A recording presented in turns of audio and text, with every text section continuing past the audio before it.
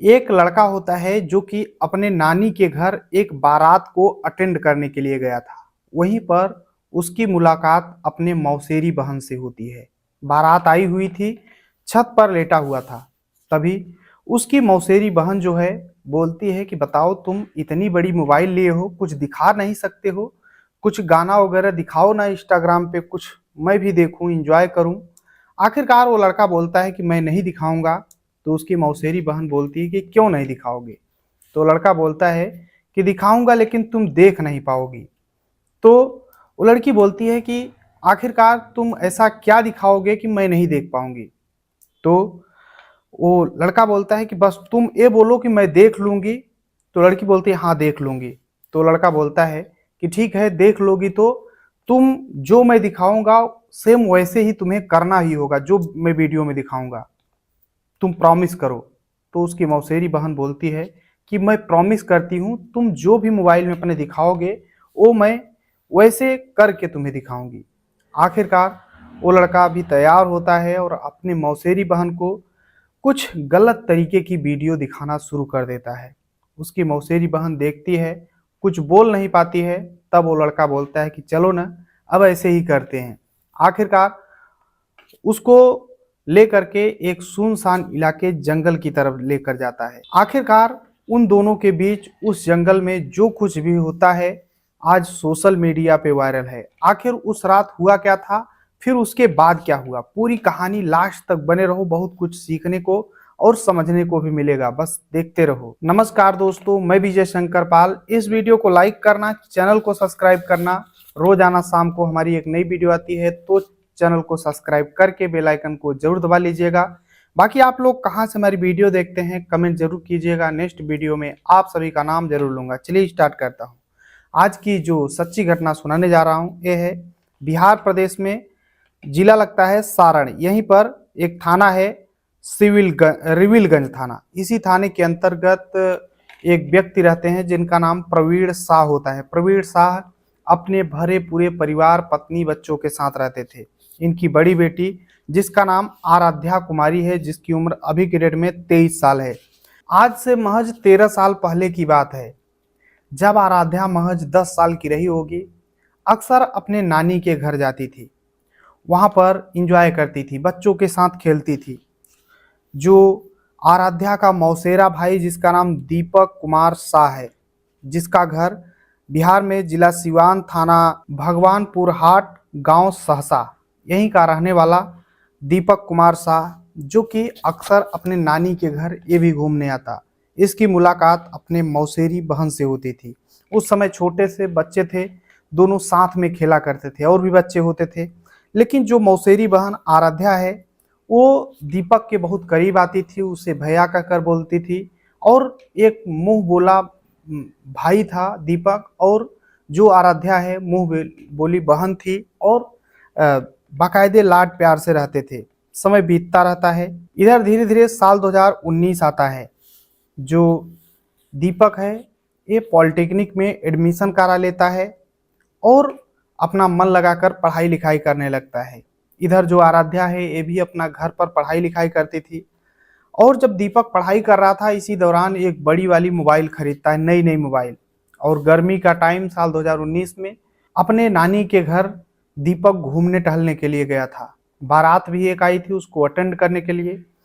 बारात आई हुई थी, नीचे बारात दोबारा चार लग रहा था, छत पर जो है दीपक लेटा हुआ था। वहीं पर दीपक की मौसेरी बहन आराध्या, जिसे मुंह बोली बहन बोला करता था दीपक, वो बैठी हुई थी। तभी दीपक से बोलती है कि तुम मोबाइल कब ले लिए बड़ी वाली?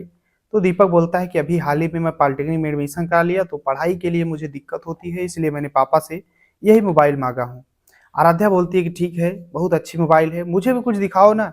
तो दीपक बोलता है कि नहीं, अभी मैं नई नई मोबाइल लिया हूँ, तुम्हें तो कुछ नहीं दिखाऊंगा। आराध्या बोलती है कि नहीं, दिखाना तो पड़ेगा, देखो हम भी देखेंगे कि तुम मोबाइल में क्या क्या देखते हो और कैसी कैसी वीडियो तुम्हारे मोबाइल में पड़ी है। दीपक कुमार बोलता है कि देखो आराध्या, जिद मत करो, तुम हमारे मोबाइल में देख लोगी वीडियो तो फिर देख नहीं पाओगी। आराध्या बोलती है कि तुम कैसी वीडियो दिखाओगे कि मैं नहीं देख पाऊंगी। दीपक बोलता है कि कुछ भी हो, लेकिन तुम मेरी मोबाइल छुओ मत। तो आराध्या बोलती है नहीं, मैं देखूंगी। तभी दीपक बोलता है कि ठीक है, दिखाऊंगा, लेकिन जो जो मैं दिखाऊंगा वैसे वैसे तुम्हें करना भी पड़ेगा। आराध्या बोलती है ठीक है। दीपक बोलता है कि प्रॉमिस करो। आराध्या बोलती है ठीक है।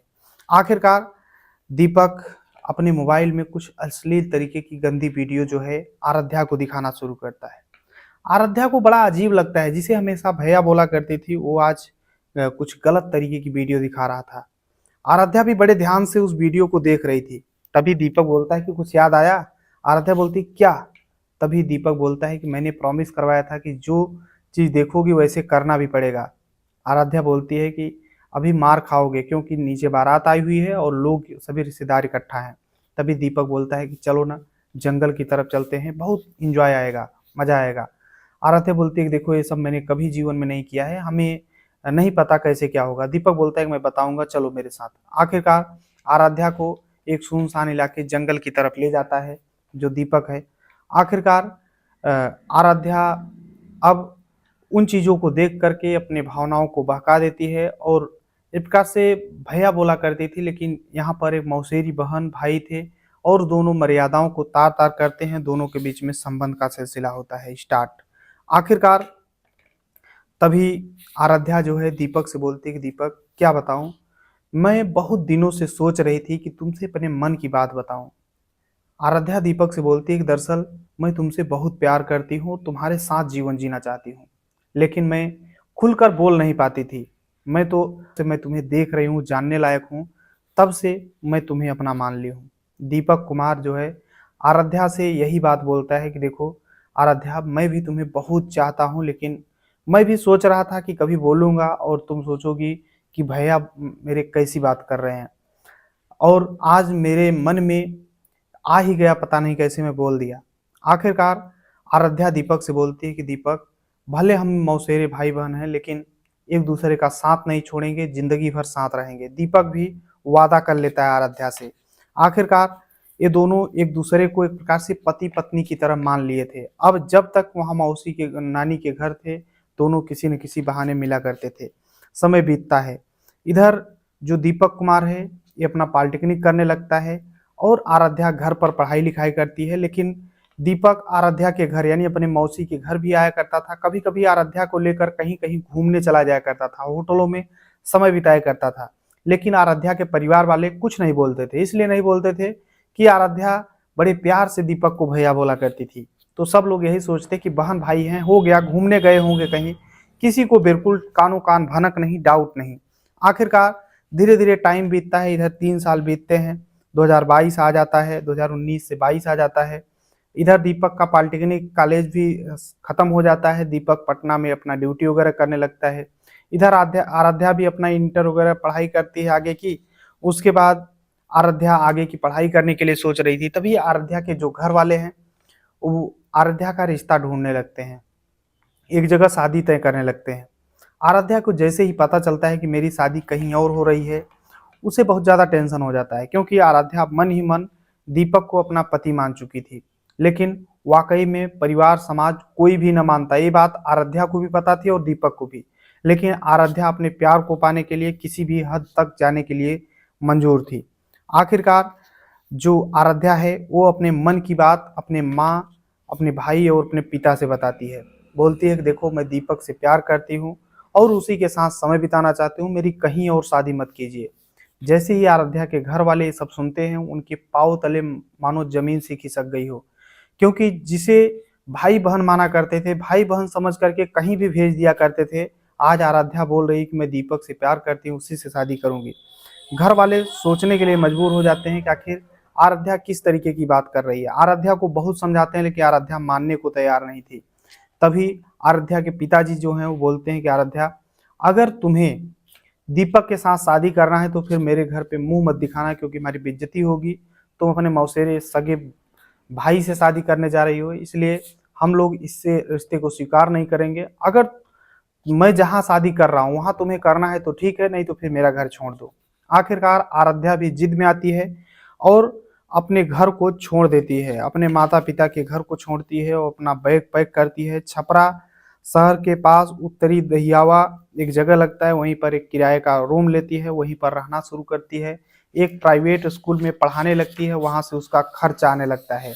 आराध्या अब अपने घर वालों से बिल्कुल नाता तोड़ ली थी। आराध्या के घर वाले भी आराध्या को बिल्कुल भूल चुके थे, उससे कोई मतलब नहीं रखते थे, क्योंकि आराध्या की कहीं शादी तय कर दिए थे, आराध्या करने से इनकार कर दी। इसलिए घर वालों को ऐसा लग रहा था कि आराध्या ने मेरा नाक कटा दिया, बेइज्जती करा दी। अब आराध्या जो है एक किराए के रूम में रहती, तो अब दीपक जो है पटना में ड्यूटी करता था, अपना इंजीनियरिंग किया था।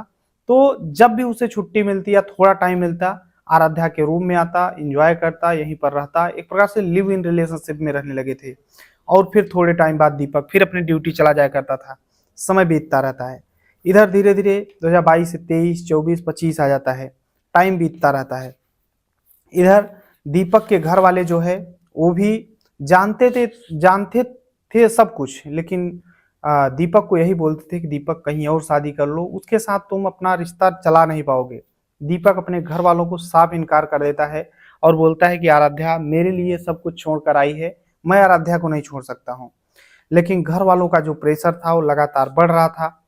इधर जो है आराध्या को पता चलता है कि आराध्या के जो दीपक के घर वाले हैं, दीपक की शादी कहीं ढूंढ रहे हैं। तो आराध्या दीपक से बोलती है कि क्या तुम कहीं और शादी कर लोगे अपने घर वालों के कहने में। तो दीपक बोलता है कि आराध्या तुम टेंशन क्यों लेती हो, तुम मेरे लिए अपने घर को छोड़ सकती हो तो मैं नहीं छोड़ सकता हूँ। इसलिए दीपक जो है आराध्या से बोलता है कि मैं तुम्हारे साथ ही जीवन बिताऊंगा, टेंशन मत लो। आखिरकार आराध्या बोलती है कि ठीक है चलो अब शादी कर लेते हैं। जब 2026 की बात होती है, 13 मार्च 2026 को दीपक और उसके दो दोस्त होते हैं। आराध्या एक मंदिर में जाती है। आराध्या और दीपक दोनों गुपचुप तरीके से शादी रचा लेते हैं और फिर दीपक और आराध्या वहीं पर किराए का जो रूम था वहीं पर रहने लगते हैं। आराध्या अपना स्कूल में पढ़ाने जाती थी। धीरे धीरे शादी के 10 दिन बीतते हैं। दीपक जो है फिर से आराध्या को छोड़कर अपने ड्यूटी चला जाता है। इधर आराध्या जो है अपना स्कूल में पढ़ाने जाती बच्चों को और अपने रूम पर रहती। समय बीतता रहता है। इधर टाइम बीतता है, 12 अप्रैल 2026 आ जाता है। आराध्या का जो है फोन स्विच ऑफ आ रहा था, बंद आ रहा था। दीपक सोचता है कि आखिर क्या हुआ, अपने घर पे फोन करता है तो दीपक के घर वाले बोलते हैं कि देखो आराध्या लगता है कहीं भाग गई है तुम्हें छोड़ करके। दीपक के घर वाले बोलते हैं कि देखो आराध्या कहीं भाग गई है तुम्हें छोड़ करके, और वो पहले से किसी से प्यार करती थी, इसलिए तुम्हारी शादी हमने सेट कर दिया है, तुम कहीं और शादी कर लो। दीपक भी कई बार आराध्या को फोन लगाता है, पता करने की कोशिश करता है, लेकिन आराध्या का जब पता नहीं चलता है तो दीपक को भी अपने घर वालों की बातों पर विश्वास होता है और दीपक अपने घर आता है। और उसके घर वाले शादी तय कर रखे थे। 21 अप्रैल 2026 को दीपक की किसी और से शादी हो जाती। इधर आराध्या का कोई पता नहीं था। आराध्या के जो पिता हैं प्रवीण शाह, उन्हें पता चलता है। भले अपने बेटी से बोलते नहीं थे आराध्या से, लेकिन हालचाल किसी न किसी बहाने से जरूर लेते थे। प्रवीण शाह ये पता जरूर करते थे कि मेरी औलाद है कैसे नहीं है। प्रवीण शाह ये सोचते थे कि मेरी बेटी पढ़ा रही है और अगर प्रवीण दीपक के साथ रह रही है तो हमें दिक्कत नहीं है, लेकिन बोलते नहीं थे, न ही आराध्या को घर पर बुलाते थे। लेकिन प्रवीण शाह को जैसे ही ये पता चलता है कि मेरी बेटी का आराध्या का कोई पता नहीं चल रहा है और दीपक जो है 21 अप्रैल को कहीं और शादी कर लिया है, तो 21 अप्रैल को ही जो प्रवीण शाह है आराध्या के पिता, वो आराध्या के रूम पर जाते हैं, जो कि पिछले 5-6 सालों में कभी नहीं गए थे। अब पहली बार ढूंढते ढूंढते आराध्या के रूम पर गए थे और आराध्या का रूम ढूंढ रहे थे। आसपास के लोगों से पूछ रहे थे कि आराध्या रहती है क्या। लोग बताते हैं कि हाँ रहती है, लेकिन अभी महज 10-12 दिनों से दिख नहीं रही है। आखिरकार कई जगह पता करते हैं, दीपक से भी पूछते हैं तो दीपक बताता है कि क्या बताऊं, मौसा बोला करता था कि मौसा क्या बताऊं, उसका पता ही नहीं चल रहा है, लगता है किसी के साथ भाग गई, क्या हुआ हमें नहीं पता। आखिरकार प्रवीण शाह जो है वो 23 अप्रैल 2026 को छपरा नगर थाना में जाते हैं और अपनी बेटी आराध्या की गुमशुदगी दर्ज कराते हैं। जो थाना अध्यक्ष होते हैं संजीव कुमार होते हैं, वो पूरा पूछते हैं कि कैसे क्या मामला है। तो प्रवीण शाह जो हैं अपनी बेटी आराध्या की गुमशुदगी दर्ज कराते हुए बोलते हैं कि मुझे जो दीपक कुमार शाह है उसके ऊपर डाउट है, उसी के ऊपर आशंका है। अब इधर पुलिस को क्लू मिल चुका था। पुलिस जो है दीपक कुमार शाह को हिरासत में लेती है और उससे पूछताछ करती है कि तुम आराध्या के बारे में अगर जानते हो तो बताओ। दीपक बोलता है कि साहब हमें कुछ नहीं पता है, हमारे घर वाले जो बताए थे उसी हिसाब से मैंने शादी कर लिया।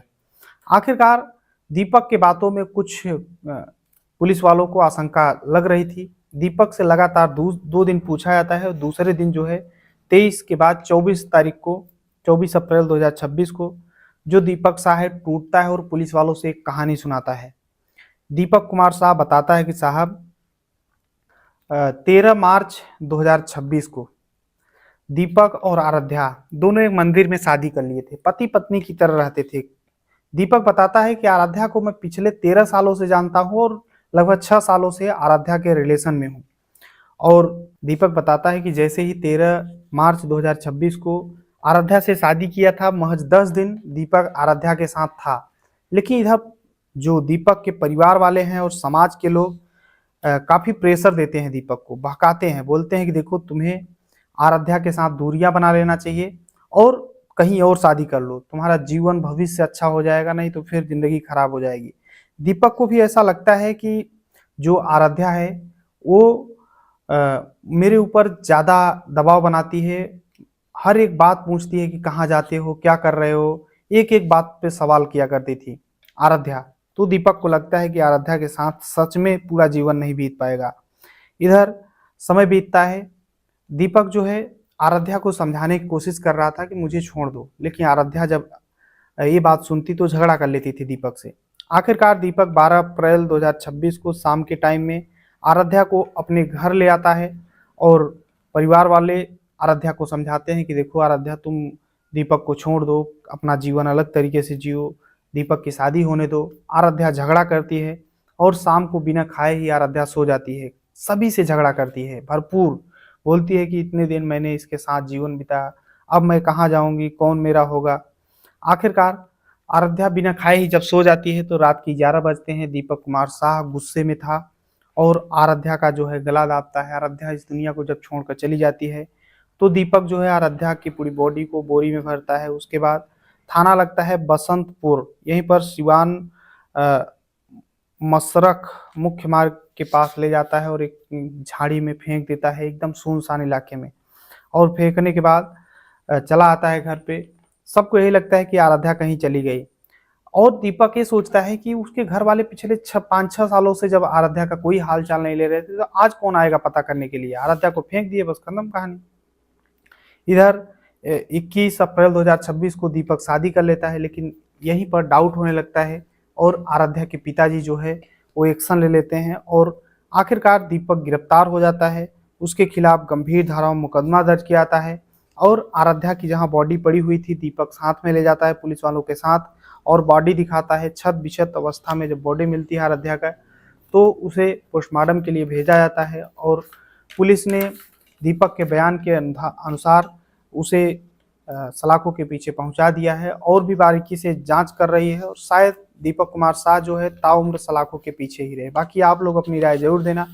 ये पूरी कहानी जो है सुनाने का उद्देश्य किसी को परेशान करना है, दुख पहुंचाने, बल्कि आप सभी को जागरूक करना है। जहां भी रहें अपना और उनका ख्याल रखें, सुरक्षित रहें। बाकी दीपक को समझना चाहिए था, भले पारिवारिक दबाव था लेकिन पहले तो आराध्या के साथ तुम्हें आना ही नहीं चाहिए था निजी जीवन में। अगर आ भी गए तो तुम्हें शादी का वादा नहीं करना चाहिए था। अगर शादी का वादा कर ही लिए तो फिर तुम्हें आराध्या को छोड़ना नहीं चाहिए था। आखिरकार इसकी तो सजा दीपक कुमार साह को मिलेगी ही। बाकी आप लोग अपनी राय जरूर देना। चलते हैं कमेंट की ओर। तो नरेंद्र देव हैं जहानाबाद बिहार से हमारी वीडियो देखते हैं। विशाल कुमार हैं झारखंड से। विजय पटेल, सुषमा पटेल वाराणसी उत्तर प्रदेश से अभी घर पे आए हुए हैं, जो कि सूरत गुजरात में रह करके काम करते हैं। चांगसोंग नागा हैं नागालैंड से। अंजलि बघेल छत्तीसगढ़ से। बलराम दिवासी जो कि जालोर राजस्थान से। सभी को तहे दिल से शुक्रिया। मिलते हैं वीडियो में, तब तक के लिए जय हिंद, वंदे मातरम।